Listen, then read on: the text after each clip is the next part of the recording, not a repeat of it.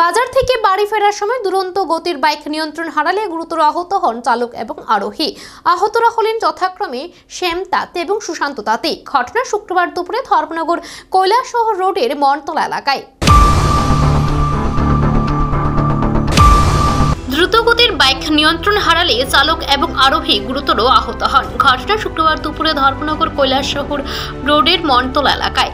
জানা গেছে, বাজার থেকে শ্যাম তাঁতি এবং সুশান্ত তাঁতি TR05C7443 নম্বরের বাইকে করে বাড়ি ফিরছিল। উভয়ের বাড়ি ধর্মনগরের হাফলংয়ের বিরিশপাড়া এলাকায়। ধর্মনগর কৈলাসহর সড়কের মনতলা এলাকায় তাদের বাইকটি নিয়ন্ত্রণ হারায়। এতে রাস্তায় ছিটকে পড়ে দুই যুবক গুরুতর আহত হয়। স্থানীয়দের কাছ থেকে খবর পেয়ে দমকল কর্মীরা ঘটনাস্থলে ছুটে যান এবং আহতদের উদ্ধার করে ধর্মনগর জেলা হাসপাতালে নিয়ে আসেন।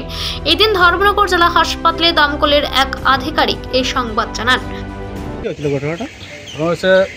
কৈলাসহর রোডে মনতলা এলাকায় একটা অ্যাক্সিডেন্ট হয়। গাড়ি থেকে একটা বাইক TR05C7443 এই নম্বরের বাইকটি সেলফ অ্যাক্সিডেন্ট করছে।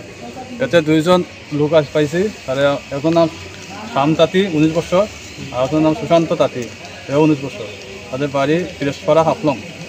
তাদের ধর্মনগর হসপিটাল অক্ষণ দিয়ে দিচ্ছি আমরা। আমাদের স্বাভাবিক অবস্থা কেমন আছে? এটা রক্তাক্ত অবস্থায় আছে। মাথা ব্যথা। ওরা কি বেশি ইনজুর্ড হয়েছে? ইনজুর্ড হয়েছে মাথা। আচ্ছা ঠিক আছে। ধর্মনগর জেলা হাসপাতাল সূত্রে জানা গেছে, আহত দুই যুবকের অবস্থায় আশঙ্কাজনক। দেহের একাধিক স্থানে আঘাতের চিহ্ন রয়েছে। বর্তমানে দুই যুবক জেলা হাসপাতালে চিকিৎসাধীন।